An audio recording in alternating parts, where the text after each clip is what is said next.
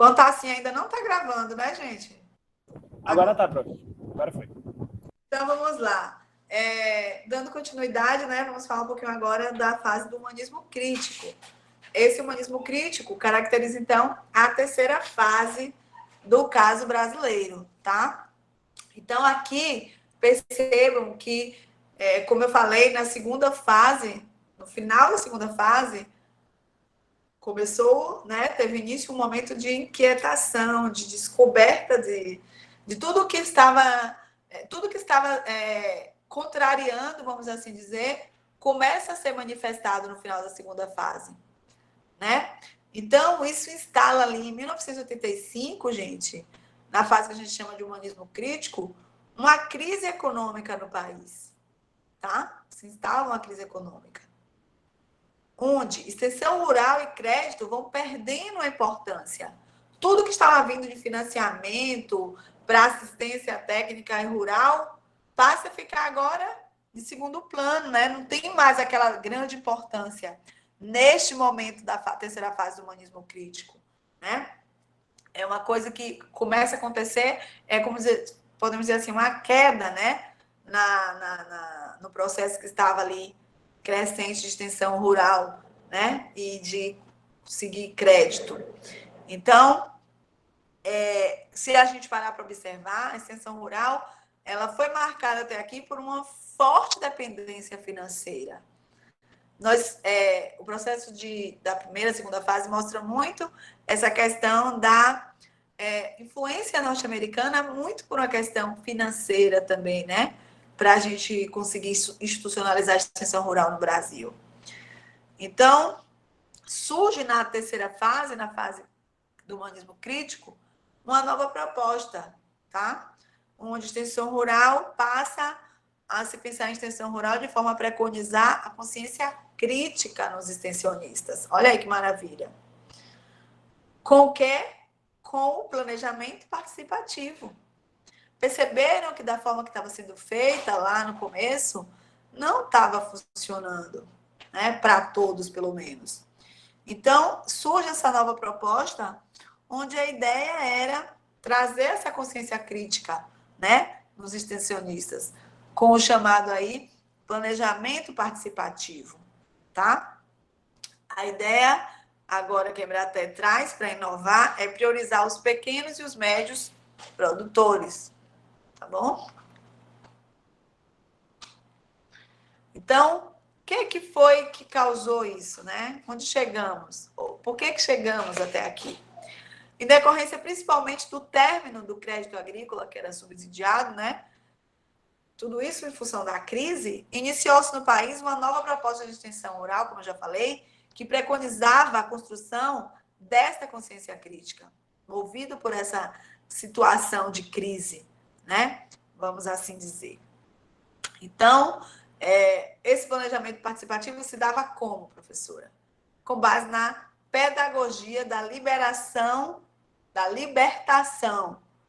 que é agora onde eu disse que parece Freire criticando severamente a forma que se praticava a extensão rural, na primeira e na segunda fase. Então, o planejamento participativo, com base na pedagogia da libertação, foi desenvolvida por Paulo Freire. Então, aqui a gente começa a adentrar, de fato, num momento diferenciado de extensão rural no Brasil, tá? E essa fase, como eu já disse, foi chamada de fase de humanismo crítico, tá? Onde se encontrava aqui agora metodologias de intervenção rural que eram pautadas por princípios participativos, né? Levando em conta os aspectos culturais do público-alvo. Olha aqui o diferencial. Começa-se agora a consultar os produtores, né? Os aspectos culturais, ou seja, as culturas importavam, as realidades rurais importavam. Tudo que estava sendo visto como algo que não era importante, né? Tá se preocupando, que só se pensava em gerar tecnologia, agora caiu a ficha de que se precisava sim, né? Chamar esses atores envolvidos no processo de extensão rural, que são os nossos agricultores, que merecem todo o nosso respeito, para a discussão, para consultar. Qual que é a demanda aqui, seu José? Qual é a demanda aqui, seu João? Né? Opa, seu José precisa disso, seu João precisa daquilo, Dona Maria carece daquilo ali. Ah, peguei a informação desses atores sociais, né? Os agricultores, agricultoras. Agora sim, que é o que a gente já falou aqui. Depois que eu consultei eles, que eu vou partir para fazer a tecnologia em cima dessas necessidades. Para que eles possam aplicar. Não é que porque seu José, Dona Maria, seu João, a professora vai ficar priorizando agora. Não é isso, gente. É que eles quem nos permitem aplicar as nossas tecnologias, né? Imagina a gente estar aqui na região do Piauí. Eu não posso dizer que a demanda do Piauí é igual à demanda da Bahia, né? Na minha terra. É diferente. Então, se eu quero aplicar tecnologia voltada para a realidade do Piauí, eu tenho que me preocupar em consultar a realidade do Piauí para funcionar, senão não vai funcionar. Eu até posso adaptar, como a gente trabalha assim na agricultura, adaptando as tecnologias que vão surgindo para as nossas realidades. Mas se eu tenho a oportunidade de fazer um caminho em que eu consulto, né, para trabalhar de forma mais aplicada, é inteligente fazer esse caminho também, tá? Então, esse humanismo crítico aparece agora aqui, tá? Onde, como a gente falou, os aspectos culturais do público-alvo importavam, o que não acontecia antes, tá? Então, seguindo na terceira fase, vamos ter aqui, gente, ó, a extensão rural autoritária, que a gente viu funcionar na primeira e na segunda fase, severamente criticada, tá? Extensão rural autoritária começa a cair por terra. Não vamos nos animar tanto, porque vamos ter momentos de altos e baixos, tá, gente? Mas pelo menos esse momento aqui foi um momento de chamada a essa consciência, onde aparece, como eu já disse, a figura de Paulo Freire, com essa obra maravilhosa na época, Extensão ou Comunicação? Era o curso. Quem já leu? Alguém falou que já leu essa obra aqui. Quem é que acompanha Paulo Freire aí, as ideias de Freire? Foi nessa turma? Escreve aí para mim. Não. Ou tem alguém que falou já de Freire? Olha lá, Laila, foi Laila que falou, então. Alguém falou, tá? As ideias de Paulo Freire aparecem aqui, levando esse questionamento que não existia antes. Ou é extensão ou comunicação? O que é que a gente está fazendo? Entenderam? Então, é esta obra, quem tiver curiosidade, vai lá, dá uma lida, né? Laila disse que leu por cima, vão lá fazer uma leitura mais aprofundada e ver que o que aparece nessa obra é essa crítica, essa extensão autoritária, onde se desconhece a cultura e o saber popular. Ficou insustentável, vamos assim dizer, né? Levar a extensão rural assim, sem considerar, né? Desconhecendo a cultura e o saber popular. Ficou insustentável, vamos assim dizer, tá? Como que funcionava? Era como se os geradores de tecnologia, nós, pesquisadores, fôssemos os detentores do conhecimento, os detentores de um saber absoluto superior.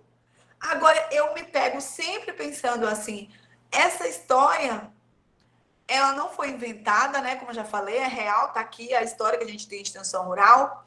E por muito tempo, gente, se praticou assim, infelizmente ainda tem assim posicionamento dentro de extensionistas que se posicionam dessa forma. Como é que a gente vai conseguir, se posicionando dessa forma, fazer com que os agricultores compreendam a nossa linguagem, entendam que é melhor para eles trabalharem como a gente propõe, né? Com essa forma, se considerando detentores de conhecimento. Eu já tive algum momento que eu falei disso para vocês, né? Nós não somos detentores de conhecimento nenhum, né? Aqui é isso, é se posicionar assim. Eu sei, ponto. Fica aí, tá? Só para aprender o que eu falo, porque o que eu falo é o que está certo e acabou. Então, não sou. Aqui a ideia era meio equivocada, né? Era passar essa ideia de detentor de saber. Não existe isso. Então, essa crítica era feita, né? A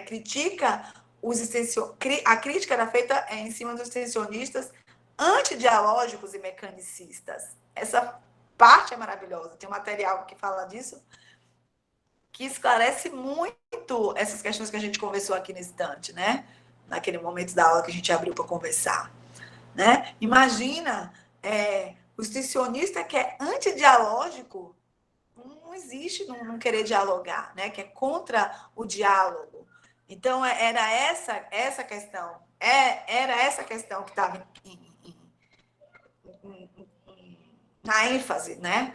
Dessa obra de Freire, tá? Criticar os extensionistas antidialógicos e mecanicistas. Vamos lá. Então, gente, Freire critica justamente e severamente essa transmissão verticalizada, né, do conhecimento. Partindo do pressuposto de que há uma superioridade, há um messianismo, né, de quem estende, né, o conhecimento, de quem transmite o conhecimento. É uma coisa que o messianismo é essa ideia de fazer a coisa assim, num sistema mecanizado, como a gente, uma coisa sistematizada, como a gente já mencionou, né? É você optar, escolher transmitir, né? Sem um cuidado de como transmite, né? Levando isso sem considerar a visão de mundo dos que vão receber a sua informação.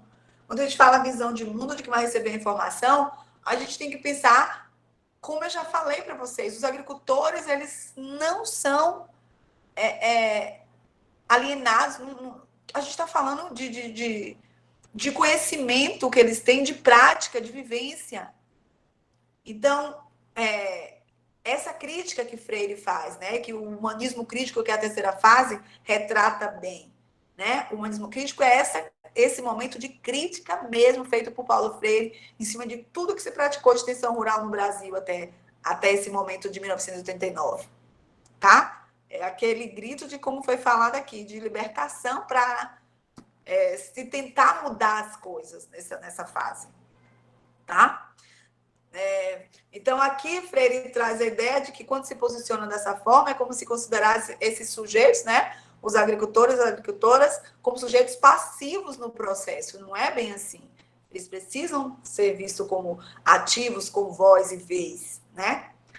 Freire nos dirá, né, na verdade, ele coloca bem nessa obra, que todos esses termos, né, de transmitir e tal, passivo, mecanicismo, superioridade de quem leva o conhecimento, envolvem ações que transformam o homem em quase coisa, né? O negam como seres capazes de transformar o mundo.